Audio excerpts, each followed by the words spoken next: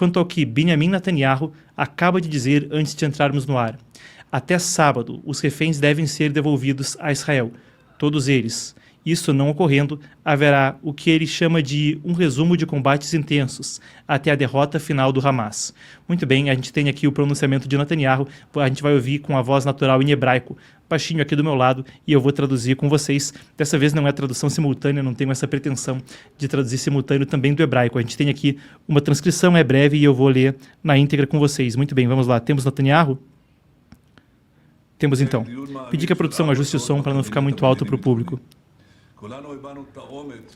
O que ele disse foi o seguinte: eu acabei de encerrar uma reunião a fundo de mais de 4 horas com o meu gabinete de segurança. Todos expressamos ultraje quanto ao estado chocante de nossos 3 reféns que foram soltos no último sábado. Nós todos recebemos bem a exigência do presidente americano Donald Trump da soltura de nossos reféns até sábado ao meio-dia. E nós todos recebemos bem a visão, ou melhor dizendo, a visão revolucionária do presidente para o futuro de Gaza. À luz do anúncio recente do Hamas, quanto à sua decisão de violar o acordo e não soltar os reféns, na noite passada eu instruí as forças de defesa de Israel para que juntassem forças, então, dentro e em torno da faixa de Gaza. Essa ação está ocorrendo nessa mesma hora e será completada muito em breve. A decisão unânime que eu passei ao gabinete é a seguinte, e ele conclui com o seguinte assunto. Breaking news, vocês acompanham comigo. Se o Hamas não voltar os reféns até sábado ao meio-dia, o cessar-fogo vai encerrar. As forças de defesa de Israel irão continuar combate intenso até a derrota final do Hamas. Antes mesmo desse anúncio, já era noticiado em diversos veículos, tanto locais de Israel quanto em língua inglesa, que tropas israelenses então se concentravam no entorno e dentro da faixa de Gaza. O ministro da Defesa, Israel Katz, também já havia confirmado. Bem, como foi dito, a gente viu que isso deve-se, segundo Netanyahu, ao atraso ou à decisão do Hamas de, em princípio, não realizar uma entrega combinada de reféns no sábado. Eu passo com vocês por detalhes do que aconteceu nos últimos dias e do que ele se referia quando ele falava a respeito, então, das falas de Donald Trump. Como todos têm acompanhado, Donald Trump falou sobre uma gestão americana em Gaza para reconstruir, para fazer o que ele chama de um real job, fazer um verdadeiro trabalho ali na região e torná-la um tipo de hub que traria estabilidade. Isso é o que alega o presidente americano, apesar da proposta, que envolveria em tese remover a população que ali habita, cerca de 2 milhões de pessoas, para outros países vizinhos ou mais distantes, foi amplamente rechaçada por alguns dos líderes da região. Essa é uma das etapas que ajuda a entender o circunstancial do que disse Netanyahu. Além disso, quanto ao que ele falou especificamente quanto ao Hamas, é porque Trump, no dia anterior, participou de uma troca de palavras aí envolvendo o grupo terrorista. O Hamas falou que atrasaria a entrega de reféns no sábado, que poderia atrasar a entrega de reféns no sábado que vem agora, quando estava programada a soltura de mais alguns reféns, que têm sido soltos de forma parcelada, pouco a pouco, conforme perdura a primeira fase de um acordo de cessar-fogo. A segunda fase iria prever, em tese, o fim da guerra que ora ocorre e a soltura de todos os reféns. Houve negociações ao longo dos dias anteriores. Poucos dias atrás, enquanto Netanyahu estava nos Estados Unidos, ocorriam negociações em Doha, no Catar. As negociações não progrediram para a segunda fase do acordo, ficaram mais em uma discussão de como manter a primeira fase, que já estava por um fio e está ainda mais agora por um fio em vigor. O Hamas dizia que entendia que Israel não estaria cumprindo com as entregas de tendas e alguns outros pontos do acordo que foram combinados. Israel dizia que estava cumprindo com isso e que apenas não estava cumprindo com coisas que pudessem ter uso duplo civil-militar. Então, ou seja, aquelas questões que fossem entregues como auxílio humanitário, mas que pudessem, apesar desse contexto, ter também alguma aplicação militar, que havia aí uma contingência de segurança em algumas das entregas. Eu passo com vocês, então, pelo que cada um dos lados disse nesse contexto e a gente prossegue porque tem mais dos desdobramentos do que a gente acaba de presenciar. As alegações do Hamas eram de que violações do acordo incluíam parar o auxílio humanitário de entrar em Gaza, o que era estipulado no acordo, e foram 2 pontos citados como exemplo: 60 mil casas móveis, então domicílios improvisados, e 200 mil cabanas, tendas, bem como maquinário pesado para remover então os escombros e também combustível.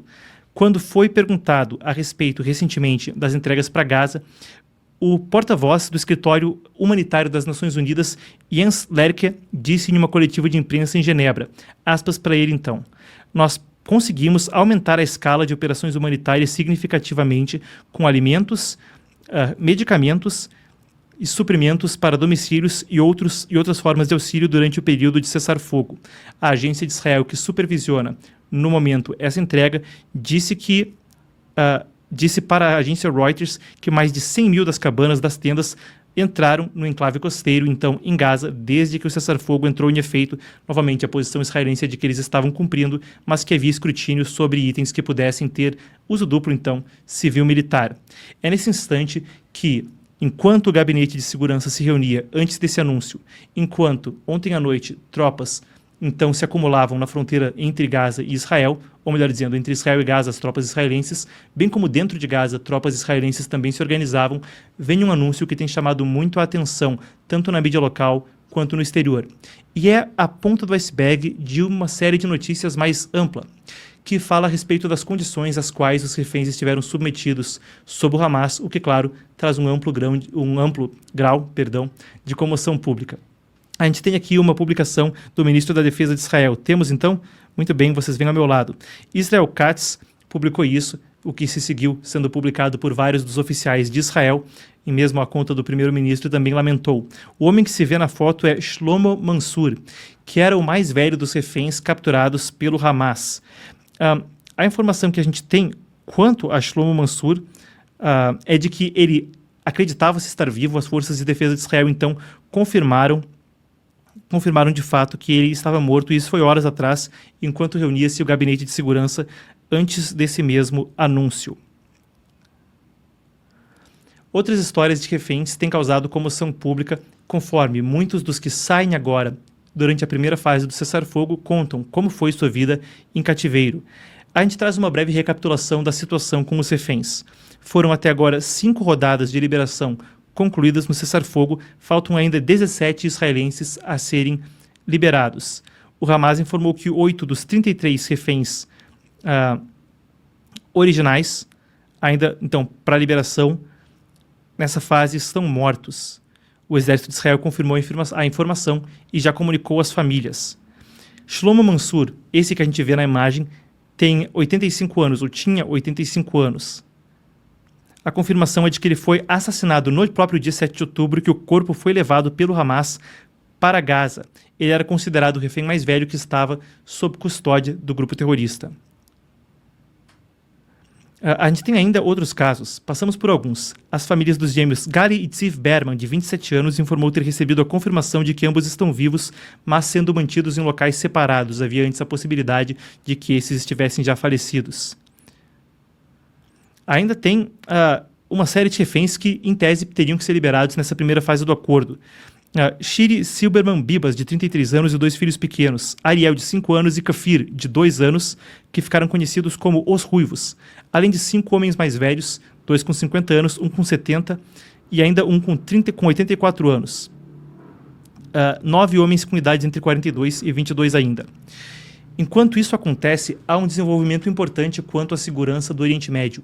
O anúncio de Netanyahu, o acúmulo de tropas, a notícia de que então o refém mais velho não estava vivo, ao contrário, morreu no próprio dia 7 de outubro e foi levado já apenas o seu corpo para Gaza, vem à tona no momento em que Trump, o presidente dos Estados Unidos, se reúne com o rei Abdullah II da Jordânia. A Jordânia é o país que faz fronteira ao oeste, ou melhor dizendo, ao leste, com Israel, ali então a fronteira pela qual passa a região da Cisjordânia, precisamente uma das regiões disputadas quanto a uma solução de 2 estados e governada não pelo Hamas, mas essa pelo Fatah, pela autoridade palestina. A gente tem então a imagem, temos da chegada do rei à Casa Branca, temos então, vocês veem ao meu lado ele chegando, houve depois algumas breves declarações dadas a posteriori, até houve quem me perguntasse se a gente não faria transmissão ao vivo, mas não houve evento para a imprensa ao vivo, apenas alguns repórteres que, ora, tiveram acesso de fazer algumas perguntas. A gente então segue com o que foi dito pelos dois e as informações que a gente tem até o momento do encontro com Trump e um dos líderes relevantes. Não só quando se discute a possibilidade da sequência de um conflito, mas, de forma mais ampla, a estabilidade regional e mesmo o plano de Trump para Gaza. Afinal de contas, se ele está falando de realocar cerca de 2 milhões de pessoas da faixa de Gaza, a Jordânia, por certo, seria um destino a ser cogitado. E parece que a conversa entre os dois foi amigável. Vocês veem ora o clipe circulando e eu passo com vocês pela nossa apuração quanto ao encontro. Vamos lá. Ele chegou hoje a Washington e esse seria então um dos encontros mais difíceis do seu reinado. A Jordânia tem uma dependência grande da ajuda americana e é, de fato, um dos aliados importantes dos Estados Unidos no Oriente Médio. E, claro, isso também traz um contexto onde poderia haver algum tipo de pressão para que ele aceitasse realojar ou receber palestinos, receber a população da faixa de Gaza em uma eventual medida do governo americano, como aquela que, ora, o governo de Trump discute. O Egito também é um aliado histórico dos Estados Unidos, que poderia ser um dos possíveis destinos, apesar do Egito e o governo do Egito, pelo menos publicamente, não terem uma boa recepção da ideia de Donald Trump. Mas ambos são destinatários de ajuda americana. Em uma breve apuração do que foi dito, vem o seguinte: Abdullah afirmou que a responsabilidade do Oriente Médio é continuar apoiando Trump e destacou que, no momento, o que seu país pode fazer é receber 2.000 crianças palestinas com câncer e outras doenças. Sobre aceitar mais palestinos, o monarca disse que o tema será discutido com outros países, como o Egito, buscando os melhores interesses de todos, especialmente o povo da Jordânia. Trump disse que não sabia sobre as crianças, então ficou surpreso o presidente dos Estados Unidos e disse que o gesto soava como música para os seus ouvidos. O Trump voltou a falar sobre a possibilidade de os Estados Unidos assumirem Gaza. A gente tem as aspas para o presidente americano. Vamos tomar Gaza ou assumir Gaza, vamos mantê-la, vamos valorizá-la. Tendo os Estados Unidos no controle daquela pequena faixa de terra, você terá estabilidade e paz no Oriente Médio pela primeira vez. Os palestinos e outras pessoas que vivem agora em Gaza viverão lindamente e seguros em outra localidade. Eles não serão roubados e assassinados pelo Hamas. A faixa de Gaza é o lugar mais perigoso que tem. Ninguém quer ficar lá, mas eles não têm para onde ir. Eles estão vivendo no inferno. É uma armadilha para a morte. Vale a pena dizer que houve uma série de elogios do rei da Jordânia também para Trump, falando que ele acreditava que era a liderança correta para trazer estabilidade no Oriente Médio. Afinal de contas, é praxe da diplomacia. O país recebe auxílio dos Estados Unidos e ele teve, então, palavras elogiosas. As imagens que foram divulgadas à imprensa, aquilo a que se teve acesso, uma parte pequena do encontro e algumas poucas perguntas, traziam uma imagem de harmonia entre os dois líderes. A gente segue acompanhando os desdobramentos, mas, claro, muito relevante, então, o encontro de Trump e o acúmulo de tropas israelenses na fronteira com Gaza. Encerrando o bloco, a gente recapitula para você que chega agora. Você pode assistir o corte depois que o programa se encerrar ou voltar para assistir do início. Netanyahu acaba de emitir, após uma reunião de 4 horas com seu gabinete de segurança, a nota, a divulgação pública de uma ordem que forças israelenses acumulem-se na fronteira com Gaza e dentro de Gaza, e que haverá um retorno a combates intensos encerrando o cessar-fogo se todos os reféns não forem entregues até sábado, após o Hamas então dizer que protelaria a entrega marcada para esse sábado por entender que o acordo de cessar-fogo não vinha sendo cumprido por Israel quanto a entregas de ajuda humanitária, entre outros pontos. Essa é a notícia e a gente segue acompanhando os desdobramentos.